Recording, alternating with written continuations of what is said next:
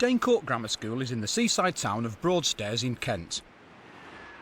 Former customs officer Stuart Riley recently started at the school on the graduate teacher programme, specialising in physics and maths. It doesn't matter either way how you do it, you just put one like so. Stuart lives with his wife Veronica and son Kieran. Besides school, Stuart leads a busy private life, a keen cyclist, runner and photographer. Although since starting at the school, Stuart is having trouble fitting all his hobbies in. Although Stuart's previous job was a position of authority, he is surprised to find he has problems exerting control in some of his classes. Eager not to let the children down, Stuart finds he is desperately over-preparing for some of his more difficult classes and is concerned that he is not spending as much time as he should be on the other less challenging classes. Keen to move forward in his career as a teacher, Stuart asked Teachers TV for help. Stuart has been in situations in his former professional life where he's faced hugely difficult people and has had the authority and the experience and the training to deal with those circumstances. He's quite surprised that facing children can in some ways be more difficult. The Year 8 classes have been of major concern to me. 2/3 of the class were fine, but the other third of the class was being disruptive, but I hadn't got the strategies in place to deal with them. Certainly up to this point in time, I've had to spend a disproportionate amount of time preparing for those lessons. I spend probably in excess of half of my preparation time on those classes, and now it's not fair on the other classes. In a way, it's not fair on me. I would like to cut down that amount of time and still try and get the same results. Teachers TV sent our no-nonsense live coach Gladina McMahon to Danecourt to see if she could help. However, unlike Stuart in his customs officer days, Gladina takes no prisoners. Stuart. Must be Gladina. I am. Okay. Would you like to come this way? Yeah, you lead the way. Okay. So, Stuart, what would you like to get out of our time together? How can I help you? Well, I think it falls into sort of three areas. First of which is some hints on classroom management, basically so I can help to concentrate more on the teaching rather than the discipline side of things and become more effective in that way.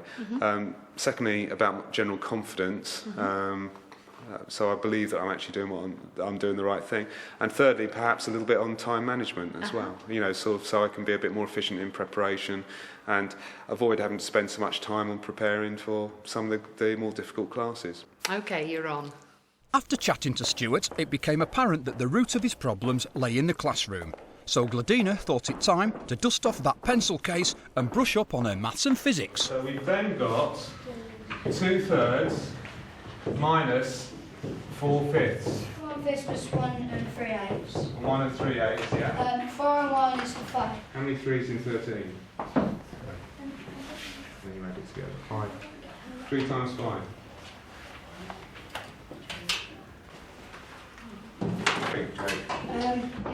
Now this is really interesting because what I've noticed is Stuart's really good at this class except for one thing, and that is he's not scanning the room enough, and because of that you've got kids who've had their hands up for quite a while who aren't getting the attention. Now this group's pretty good, but I wonder what happens if you've got a disrupted class. Right, quiet! I need one more magnet. Okay, can you just stop working then? Right, I need you to look at...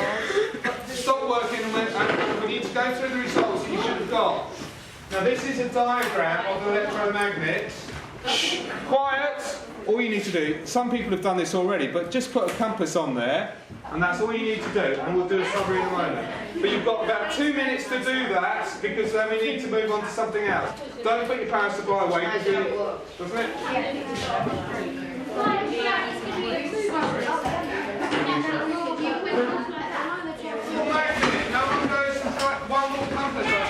Well, Stuart, maybe this is a good opportunity now for us to think about some feedback on the day and maybe some strategies that you might be able to implement. One of the things I noticed in both classes, and it probably has a greater impact when you've got, shall we say, a slightly more rowdy class, is that you're very focused on the task. And you're very focused on individual students and going round and trying to make sure that they all get something of you. However, you don't scan the room with your eyes very much. You need to kind of look around. You need to make eye contact with a number of people as you scan the room so they know that you're in authority. and you're in control. And also, because when you're looking at one child, there was a couple of times I noticed there were some kids who'd been sitting there with their hands up, Yeah. and then they put that hand down and put the other hand up, and then after a while they gave up. Yeah. It is a difficult issue, that, because it's hard to know. For instance, if you're talking to an individual child wants attention and they haven't actually grasped what they're supposed to be doing, you need to help them out. And when you're doing that, it's hard then to see what else is going on in the class. Now, the problem is that how do you balance your time between the needs of that child and the needs of all the others? You know, Stuart, if you were wanting to assert your authority in that class, and let's imagine, that you were using some of the skills that you've used before, what would you do?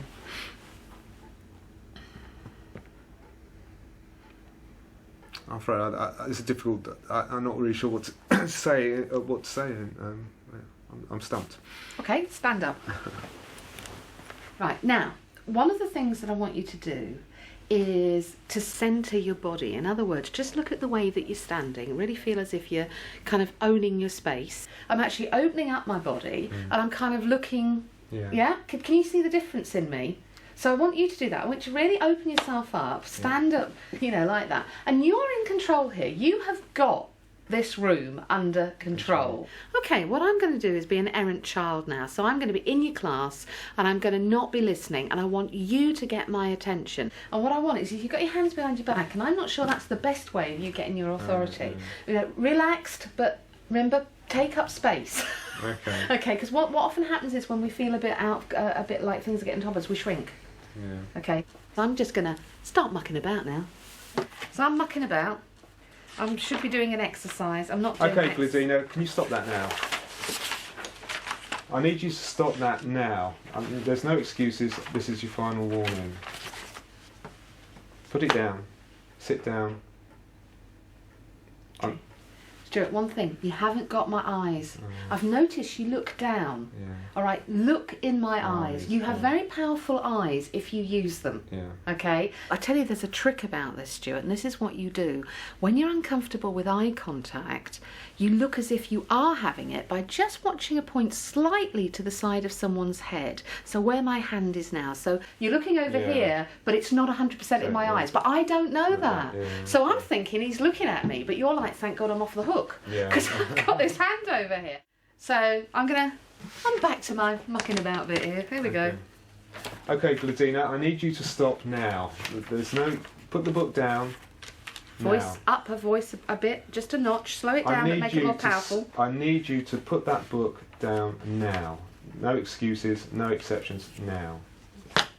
Okay, sit down. I'll get on with your work. Better eye contact. Much better eye contact. What you want to do is practice each one of these skills individually, and then when you feel comfortable enough with them as an individual set, put them together and use them collectively. So that's going to be your homework task. Okay. Let's have a seat. There's something called the 80-20 rule. Yeah. Right? I've not heard of that. No. Well, what that says is this. If you get something right 80% of the time, you're doing really well. That's a high standard. There will always be a 20% gap. Yeah. Second homework exercise. I want you to start thinking, what is an 80% standard in what you do? Okay. Yeah? And Stuart, I'm like Arnie, I'll be back. Okay. Thank you. Glidina leaves Stuart to tackle his homework tasks. The 80-20 rule, scanning the classroom and maintaining eye focus. Quiet, or I'll send you out again. Do you understand? Bradley! Quiet! What I told you not to do, Elliot. Call out. A week later, Glidina returns, her focus being solely on Stuart to see if he has implemented the changes she suggested and to see if they have made a difference to his life. Right, quiet down! Quiet! I need you to be quiet. Right, everyone quiet. It's unacceptable to talk when I'm talking. You know that. We've had this discussion on several occasions recently. And I know it's Friday afternoon, but I will not put up with it any longer. Right, Joe, if you make any silly noises again, you're out. You understand? Yeah. Don't call out then. Alex. 4 divided by 4 plus 4 divided by 4. Okay, so that's 4 divided by 4 plus 4 divided by 4. Well done. I think what we've just seen there, we can see Stuart really getting more consistent. He's developing the look. Did you see some of that eye contact there? His voice and slowing down a bit more, which were all the things that we talked about. And he's beginning to work out how to single out the kids that are causing some problems and really get in there. And I think sooner rather than later, this class is going to realise that he's not one for messing with. Gladina's advice certainly seems to have done the trick at school. Gladina paid Stuart one last visit at home to catch up with him. So in the last week, for example, you know, since we had our chat and you've been putting some of those skills into operation, how do you think it's gone? I think, well, it's obviously a very short period of time, but I have made an effort to put your ideas into practice. The scan in the room has been very useful, and since I've been doing that, I have been noticing a few sort of minor misdemeanours that which I would have probably missed in the past, and I've stamped on that, and I'm hoping that will sort of prevent that sort of growing and generating worse behaviour in the future. And what about, you know, some of those exercises that you're going to do? Yeah. And we're also talking about more eye contact. So how's all that gone? Eye contact, well, it is always a problem for me, and I am trying to work on it. In relation to time, I'm not trying to be 100% perfect. I'm trying to do what I can do in a reasonable amount of time, and I'm realising that, you know, it's only reasonable to spend so many hours on it. And I think that has saved time. So you made the right choice to become a teacher? Well, there have been times where I've been wondering what I've been doing in the classroom, but overall I enjoy it. And once I've really sort of cracked the discipline and I've got more used to that side, I think, and concentrating on the teaching, I think I will enjoy it a lot. Well, Stuart, you know, I think if I come back in a year, you're going to be quite a different character. Those kids are not going to know what's hit them. Well, I hope you're right. Stuart is going to make a fantastic teacher. You can see it in him already. I mean, he's brave, he's gutsy, he's in there, and what's more, he really cares about the kids. And so when we set the 3 tasks for him to do, that was that he needed to have eye contact, which he's been working on, that he needed to think about the 80-20 rule, and that he needed to scan the room. He's really taken those on board, and it really seems as if that's helped him an awful lot. So I think we can say a job well done. Well, Stuart, it's been a real pleasure. So with Gladina gone, what did Stuart really think of the experience? I've given a great deal of thought to what Gladina said to me.